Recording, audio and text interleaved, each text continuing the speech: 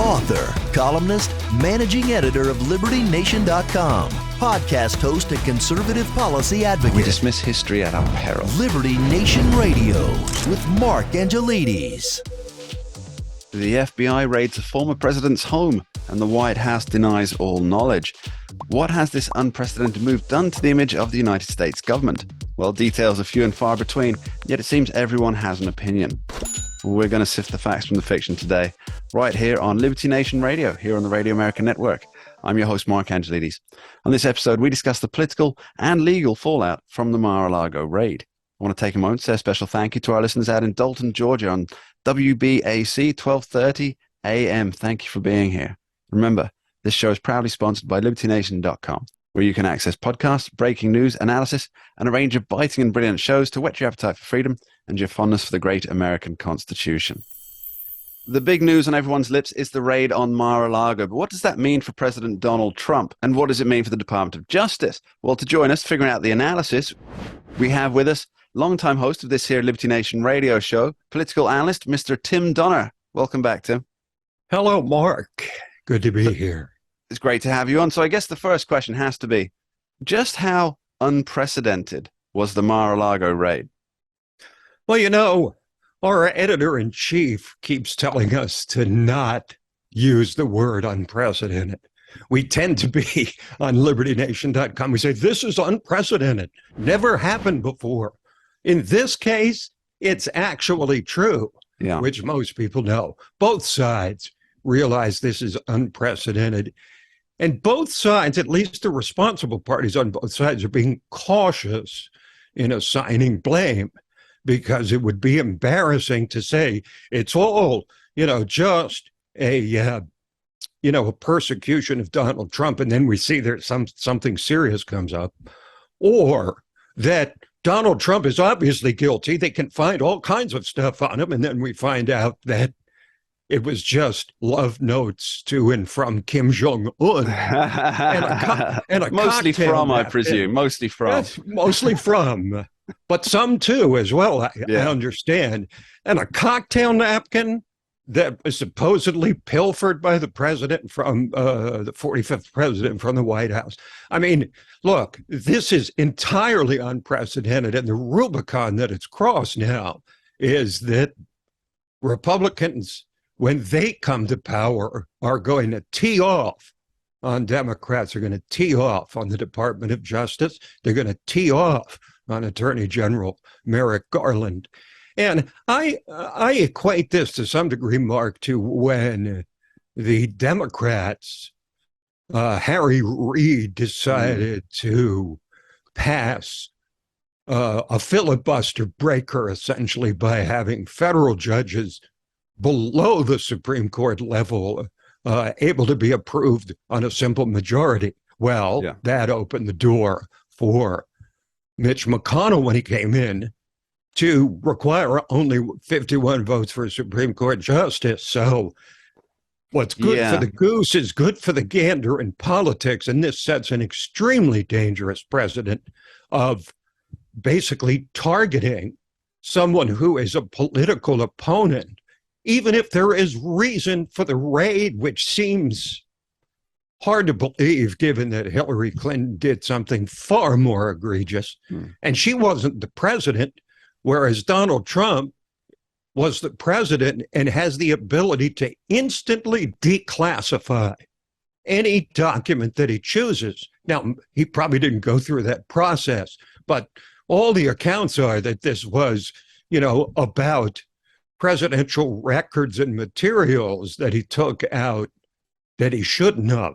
If that's all it is, it's hard to believe that this wasn't a dramatic overreach. Yeah, I remember back in April, Kash Patel, who was a Donald Trump staffer, and there were 15 boxes with classified materials. But Kash Patel pointed out that President Trump had declassified all those materials, and therefore he was absolutely allowed to have them. And of course, nothing came from that because, as you point out, a president can declassify whatever he darn well wishes, or she, as the case may be in the future. So Donald Trump, he's really no stranger to investigations. It seems that He's been under scrutiny since he first declared for the presidency when he came down that golden escalator all those years ago. And so I figure he's probably not too worried right now, unless there's, of course, information that we don't know about, the unknown unknowns, as it were. But I want your political analysis on this situation, Tim. How does this play out when we take into account the historical context? Well, the one possible analogy would be to Richard Nixon, of course, because he was the only president that actually resigned under fire and ultimately was told by people in his own party that it was time to go because he had lost his support in Congress. He could not have survived either an impeachment or likely a conviction. Probably would have been convicted in the Senate. So the question became, when he left, what's going to happen to him? Well, Gerald Ford quickly pardoned him, and that, by most accounts, at least contributed to, if not cost, Ford the 1976 election against Jimmy Carter. Historical context, I mean, there's been nothing even remotely like a former president being raided by the top law enforcement authority in the country. I mean, it's so unprecedented that both sides are kind of chilled by it. You even see people on the left that are like, boy, I mean, I hope that there's good reason for this. Because, I mean, you even saw Andrew Cuomo, among others, saying that this was dangerous. Of course, he's disgraced himself, so his opinion doesn't mean much, but there is no historical precedent for this as in terms of what happens, to the extent to which this is related to the January 6th committee, because they say it isn't. But gee, it sure is happening just after they finished the January 6th committee hearings. So, and of course, he took the fifth in the case against Trump. The Trump organization. Letitia James. From Letitia James, the Attorney General of New York. So he's under fire on that score, too. So they're aiming all their cannons at him, which is interesting, Mark, because a lot of people think that Donald Trump might be the only one who cannot win the presidency, the only Republican who can't win the presidency in 2024. And others think he's the only one who can. So it's a total wild card, and it is territory that we have never entered before. Yeah, there seems to be no confidence in what's going to happen in 2024, whereas usually we have politicos and pundits and newspapers almost declaring that they have the crystal ball eye, the eye of Sauron on what's happening. But it's really, until the dust settles, this is really, it's anybody's game, and any predictions are, well, they're just not worth their weight in wind. They now, really aren't. How does this look for Joe Biden and the Department of Justice at the moment? Because the White House said that the White House administration learned about it at the same time the public did. Now, you'd think with something that is, as you rightly say, unprecedented, that they would at least give a heads up to 1600 Pennsylvania Avenue. I don't think there's anybody that believes that the White House didn't know about this in advance. They may not have. I have no idea. They claim they didn't. But who on the Republican side believes that Biden and his people didn't know about this? Nobody that I know. And nobody on the Republican side believes that Biden wasn't behind it. The assumption will be among the professional class and among the voters that the White House did know about this, and they will make their judgment accordingly as to whether it was about time they raided Donald Trump, or how dare they raid Donald Trump. We know the case of Sandy Berger from the Clinton administration, an official who went into the National Archives and actually stuffed materials into his pants and crotch and socks, and walked out with it, and he got a slap on the wrist. He got a 3-year temporary suspension of his security clearance. But look at Barack Obama obviously took a whole lot of materials from the White House. I would suspect every president did. I mean, because you only become president once, you want to be able to. It's a souvenir, Tim. Yes, it's a souvenir. Memorabilia, like the love notes from Kim Jong-un and the cocktail napkin. So, I think it's a matter of, it's selective prosecution, Mark. I mean, an attorney general, a Department of Justice can target whoever they want and not target whoever they want. And there's millions of crimes being committed in this country. So the discretion level is extremely high in the Department of Justice. And obviously, they're doing everything they can, along with Letitia James, the Attorney General of New York, to do everything they can to disgrace this guy, if not get him off the ballot for 2024, because it now appears more certain than ever that Donald Trump will run again. He's become a martyr. And we'll talk about that particular issue when we come back after this short break. We dismiss history at our peril. Liberty Nation Radio with Mark Angelides. And we're back with Tim Donner, longtime host of this here Liberty Nation radio show and political analyst for LibertyNation.com, discussing the Mar-a-Lago raid, its unprecedentedness, and all things in between. So, Tim, for every political action, there appears to be an outsized political reaction. How does the raid on Trump's Florida residence, how does that play out for the 45th president politically? Well, this is really a tangled web, because this move may actually assure Trump the nomination because he's the aggrieved party. And even people on the Republican side who were very skeptical about whether he should run again because of January 6th and the end times of his presidency, even they are saying, well, now I guess we really have to support him because this becomes a matter of principle. So this may assure him the nomination. It might mean that Ron DeSantis and Ted Cruz and others who had designs on the 2024 nomination are going to be pushed down a peg. But maybe they're pushed up a peg when we find out what this was all about. Maybe it makes Trump less electable as opposed to more electable. My sense is, though, Mark, to be totally honest with you, it gives him a much greater chance of the nomination, but it doesn't give him any better chance at winning the election, because the cumulative effect of this January 6th hearing and now this raid, there's a sense that Trump is just involved in all kinds of illegalities. And so for the general election, I don't think that this helps him at all. For the Republican nomination, I think it clearly does. Yeah, you can see already, though, that the backlash, just most recently, the two primaries that were held since the raid in Wisconsin and Connecticut, the Trump candidates did better than expected. Yeah. And so there's a definite backlash. The question is, how long will it last and what effect will it take? The actions of the FBI, they've certainly seemed to have fired up Trump's base. And as you pointed out earlier, even people like former Governor Andrew Cuomo, they're decrying the optics.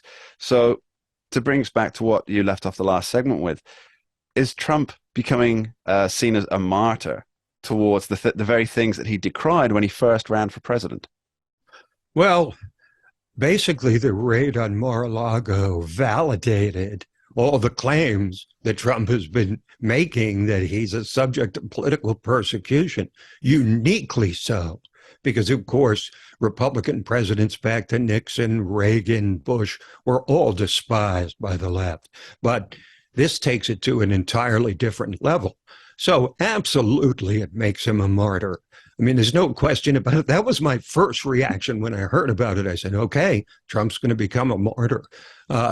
So, you know, the left has the Department of Justice, Merrick Garland, the White House, wherever you want to put the responsibility for this raid, they're unwittingly propping him up, which begs the question of whether the left really wants Trump to run or not, because you could make a case for both.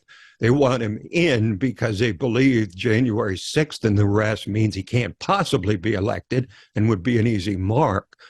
Or do they want him out, which their actions would suggest? But that would clear the way for a guy like Ron DeSantis, who carries the Trump message and policies without the baggage of his personality. So I think do they want him in or do they want him out? This makes it far more likely that he's going to be in and will win the nomination. Coming back to the Julius Caesar reference that you made about crossing the Rubicon earlier. Now, you asked the Liberty Nation team the other day, you asked to consider whether the country could ever be reunited after this event. Yes, and I think both sides are presenting it that way. I mean, and even on the left, you're saying this has never happened before. Wow. And on the right, of course, there's widespread outrage.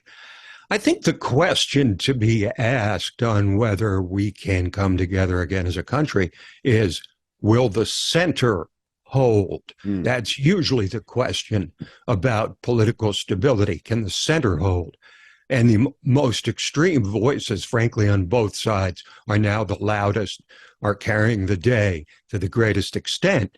So will those millions upon millions of Americans who are not wedded to either left or right-wing ideology, will they be able to hold at a place of responsibility while all the confusion and the finger pointing and the dangerous actions of the extremists take hold? Nobody knows whether we can reunite again, but when we've got people talking about this is the first shot in a civil war, we've got people on the right who are saying, sleep well. One guy tweeted out, sleep well, tomorrow we go to war. So there's a lot of really dangerous, inflammatory rhetoric flying back and forth. You hope that cooler heads can prevail, but we know that this president, who is in a position to tamp down the rebellion, is utterly unable to do that. He's still at 30% popularity. He can't do it. It doesn't seem that anybody can. I guess we can only hope that a next president can somehow consolidate all this, because I don't see it happening in the next 2 years at least. And it would be very optimistic to say that we can become reunited as we did after 9/11 ever again without a tragedy.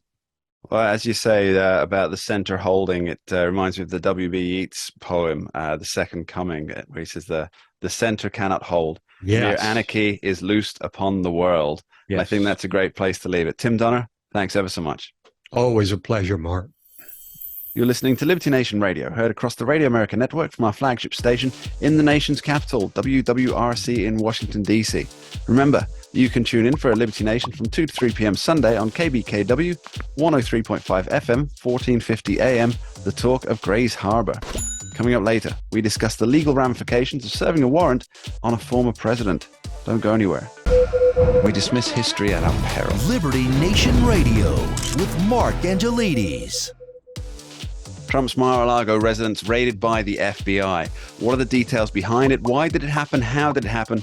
And most importantly, what's the constitutionality of this? Now, to join us and to answer these questions, hopefully, is legal affairs editor for LibertyNation.com, Mr. Scott D. Cosenza, who also happens to be an excellent legal scholar and host of the amazing Uprising podcast. Welcome to the show, Scott. Well, with an intro like that, how can we go wrong, Mark? Thank you so much. Just don't let us down based on the intro. That's the key, right? Fantastic. On that, I can promise right. You. Try your best, Scott. So the first question I have to ask, this was unprecedented. I think that's accepted by just about everybody in politics and the media. And in fact, many of the left-leaning outlets that otherwise seem to be reveling in these events are also saying that it is unprecedented. So what happened here, Scott? How did the warrant get approved? How did it not have to go through President Joe Biden first? What's the deal? Well, the president does not review warrant applications course. as any matter of course. Now, you might say that given the import of this one, he should have and could have, and I wouldn't quarrel with you there, but the president appoints his attorney general to basically go over these matters, and one would assume that Merrick Garland did approve the issuance of this warrant. If he didn't, that would be really quite shocking, because it is the issuance of a search warrant for the residence of a former president of the United States. You can't get around that, Mark, and it is quite shocking. So whether it's shocking and justified or shocking and outrageous political weaponization of the law enforcement is remains to be seen. Yeah, a lot of media outlets have put forward that it's a weaponization, but I think that's kind of too soon to tell, isn't it, Scott? Well, unfortunately, the FBI has earned a history of recently and in dealing with Donald Trump that can't be avoided when thinking about their actions. And of course, that's what Trump has claimed is what's going on. And there's a wall of silence on the other side. Even Andrew Cuomo, I think, came out and said that the president or the attorney general needs to be open with the American people and discuss what is going on here, because of the appearance that this may well be just some political vendetta settling rather than genuine attempt at law enforcement. So let's check out the procedures here. Now, obviously, there's a certain procedure that the FBI have to follow if they want to get a search warrant. So what is that procedure, and would it be any different for a to serve it on a former president of the United States? Well, to the second question, no, there's no difference. They don't hold some special status in that regard.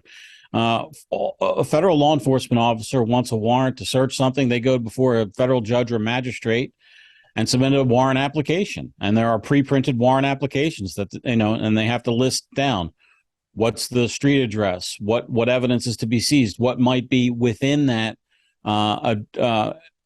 address that might hold the evidence, for instance. And so the Fourth Amendment describes the process that has to go through, that the evidence has to be described with particularity. They have to demonstrate with probable cause that, there's the crime and the evidence will be there. And then if they convince that judge, he signs off on it or she signs off on it, it becomes an order of the court. So in other words, if you ever read a search warrant, it says, by order of the court, FBI agents Smith and Angelides are to go to Smith and Wesson, Tango and Cash are to go with, to this address and to search for these items and then report that back to the court. So they actually get the items and then they have to issue a warrant return to the court that basically reports on what their endeavors were in searching. And that's sort of the process. Okay, now you and I actually spoke about this earlier, Scott, but lawyers for Trump said that they were not permitted to be in the residence during the search. Now, we did discuss this earlier, and you said this is actually quite normal, right? It's funny when you said that to me, I thought to myself for a moment, lawyers for Trump sounds like some large group of attorneys that are pro-Trump and have organized. I believe it was three individual attorneys, right. By the way. You mean Donald Trump's lawyers? Yeah. Yes. No, the idea that would be a normal course of operation is not the case. Most search warrants are served without not even knowledge of an attorney, much less their presence. But sometimes an attorney may be allowed to observe a search as it takes place, but there's no requirement of it, and it's not really surprising that they weren't. I would assume that the videotape was probably rolling when they went through some kind of body cam. According to one of the lawyers speaking on Fox News, I believe it was, they said that the FBI had asked for the video recording to be stopped at the time, which they refused to do.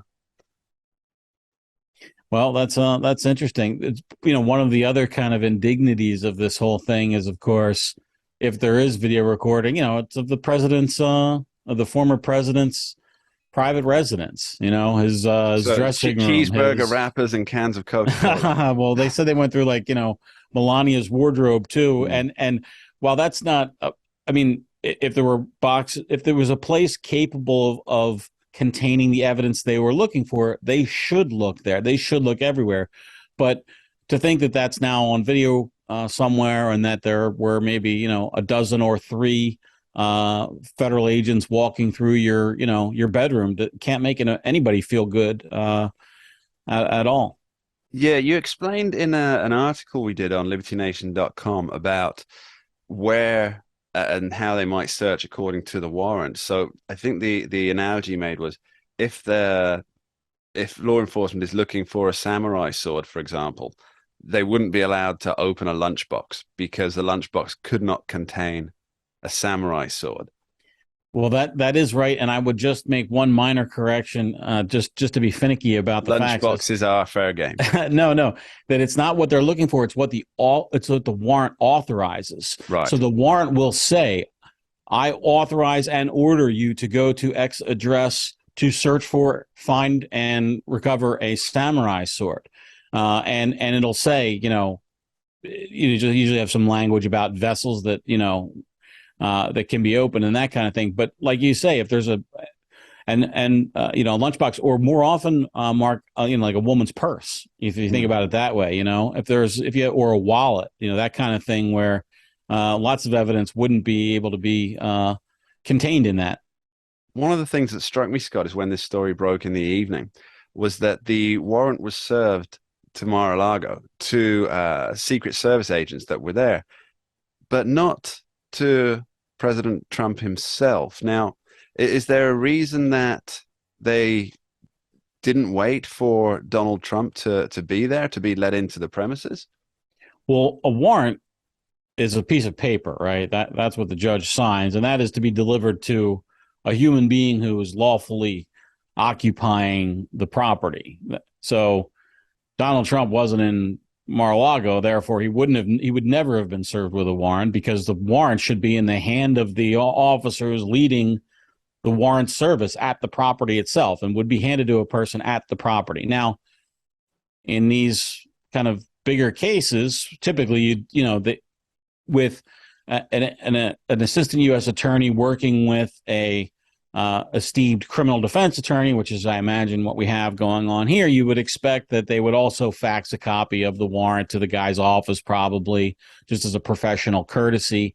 And the other thing is, I think that they probably waited for Trump to leave on purpose, because they didn't want to basically detain Donald Trump when police officers and federal law enforcement officers or local cops, when they execute a search warrant, the first thing they do is secure that premises that they're searching, and very often that involves frisking and cuffing the people who are living there. And you can imagine, even it would be even crazier, the whole story, if that happened to Donald Trump and his family. You think of Barron Trump being handcuffed while police patted him down to search this. That would be the picture that launches a million online and print articles. We're going to take a short break now, but we'll be back with Scott DeCosenza discussing the further legal travails of President Donald J. Trump. Don't go anywhere. We dismiss history at our peril. Liberty Nation Radio with Mark Angelides. And we're back with Mr. Scott DeCosenza discussing Donald Trump and his legal travails at present. So, Scott, in the segment just gone, we discussed what happened with the warrant, how it was issued and how it was carried out in the Mar-a-Lago raid. What I want to talk about now is the legal problems that Donald Trump faces and what he can do about them, or what he should be doing about them. So, first question, Scott, would be, what legal position is Donald Trump in now, or do we not have enough information to make a determination? Well, if he were my client and came to me and said that the federal government just served a warrant on his residence, I would say he is the target of a criminal investigation. That's the the kind of most straight line interpretation of that. Is it possible that he's not the target and there's some other reason? Well, I would suggest yes, it's possible, but boy, they served a warrant on the residence of the former president of the United States, so I think that's unlikely to be the case. Okay, so at some point, either he or his lawyers are going to have to discuss what was found during the raid and how that pertains to his legal standing, because obviously, well, Donald Trump and his attorneys do have a copy of the warrant, which I'm sure was delivered to them at the time the warrant was served, or the Secret Service agents, whoever was there at the property. So he knows, in some respect, what the agents were authorized to search for, and evidence of. Now, he may not have the affidavit in support of that warrant. Now, that's marked the document that really gets into the nitty gritty of what the evidence is and in support of what criminal charge. So he may or may not have that supporting document, but he definitely has the warrant at this point. His attorneys do, and that'll give him some information in terms of. Yeah, just to return to that, Scott. So the affidavit would be what the representatives of the FBI put forward to the judge as, for lack of a better word, to convince the judge to issue the warrant, right? Those are the right words, to convince the judge that you have probable cause, that there's evidence of a crime, and that's where it's located. That's exactly what the law enforcement officer's job is in a warrant application. Okay, so that's not the only trouble that Donald Trump's facing at the moment. On Wednesday, he went to New York to meet with Attorney General Letitia James, who, to borrow words from Alexandria Ocasio-Cortez, I'm sure she wants to date him. Yeah, she spends a lot of time and energy on Mr. Trump, it seems. So, well, didn't she campaign on suing Donald Trump? Mark, her zeal for enforcing the interests of New York citizens against that of Donald Trump knows no second place, I think. Okay, and what is it specifically that former President Trump is answering to with Miss James at present? It's hard to understand a more political, kind of prosecution of Mr. Trump than what's going on with Letitia James. I don't know. Is this the Trump University, or is this emoluments, or what's I believe this is flavor of the week? This particular one is something to do with business dealings, which obviously covers a multitude of sins. This is we're talking about an attorney general who thought that the way to fix corruption at the top of the NRA was to abolish the organization in its entirety. So can I ask you, Scott, what is the supposed role of the attorney general? Yeah, right. You wonder, it's funny, Mark. This is a serious question. It's not a gag question. No. I thank you. Yeah. I didn't take it as it's just, I laughed because of the irony. It's easier than to clean up the tears when we examine, Sure. And if you think about it, who are the kind of celebrity big time attorneys general that the press, kind of embraces? It's the Carl Racine's from DC. It's Letitia James. It's Letitia James. It's Kamala Harris when she was in California, places where there's no competition for that job in party, okay, or from outside the party, excuse me. So once you get Letitia James is locked in. She's going to be that attorney general. There's no party competition. As long as she wants to be the attorney general for New York, absent participation in some scandal, she's got that job. So it allows her to basically just follow her personal preferences and whims for how she wants to direct the resources that she's in charge of for that office. It's funny that you mentioned the resources there, because Donald Trump put out on his Truth Social account the other day a quote here. I've got it in front of me just because I found it fascinating and entertaining. Quote, "At the very plush, beautiful, and expensive AG's office. Nice working conditions as people are being murdered all over New York. And she spends her time and effort on trying to get Trump." End quote. I thought that really ties in quite well with what you've just said about the usage and the prioritization of resources. But surely the New Yorkers who are living in a crime-ridden city want their AGs to do something a little bit different, rather than political vendettas that, let's be fair, are designed or appear designed to push somebody to higher office further down the line. Mark, when enough of the people of the great Empire State agree with you, they'll make it so. So let's get back to the Mar-a-Lago raid, Scott. And it seems pretty clear, according to at least Nancy Pelosi, that it's something to do with files that were taken by the president or his staff that maybe he shouldn't have, and that the National Archive wants back. Now, I've been looking into the history of various people who have taken documents without permissions, and the one that really stands out to me is Sandy Berger, the former Clinton advisor. Now, he was due to testify in front of the 9/11 Commission. And so he went to the archives to try and remove documents that I believe would have contradicted what he was about to say. And so he shoved... We still don't know, I think, Mark, what the actual, the truth behind the documents were. But you can imagine for him to go through what he did to destroy them, it must have been pretty put them damaging. down his pants, in his socks. Yeah. And then walk out of there with them. Now, he got a...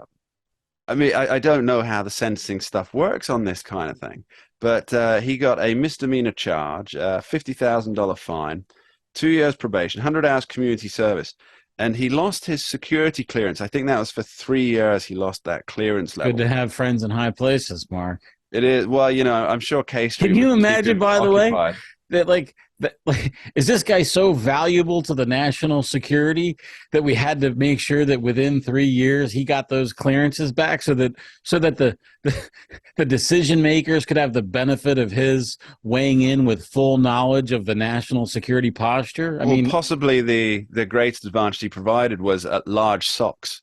Plenty of space to stuff other documents down there, right? Yeah. So I think that let me just say this.